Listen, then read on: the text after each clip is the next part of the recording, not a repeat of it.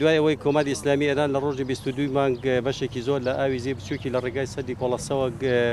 گرتەوە کێشێکی زۆری بۆ هەم لە ڕووی مرۆیی هەم لە ڕووی زراعی و لە ڕووی بیئی و لە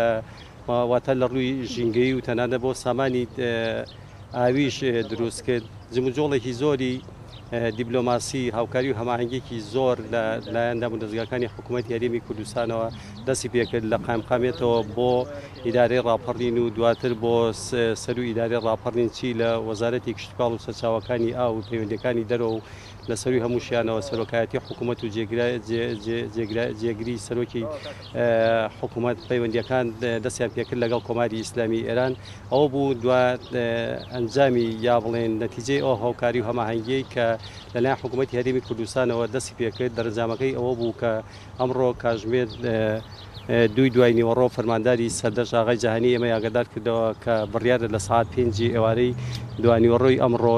بەشێک لە ئاوی سەدی کۆڵەسە بکەنەوە بۆ بەمبەستی چارەسەرکردنی ئەو کێشە و گیر و گرفتانەی کە لەسەر زەی بچووک دروست بووە. دواتر جاریشکە فەرمانداری سەردەشت لە کاتژمێر 6:30 دوای نیوەڕۆ واتە چەند ماوەیەکی کەم پێش ئێستا ئێمە ئاگادار کردەوە کە بەشێک لە ئاوی سەدەکە کراوەتەوە بەمبەستی چارەسەرکردنی ئەو کێشە و گیر و گرفتانەی کە ئێستا لەم بەروبەری زەی بچووک دروست بووە.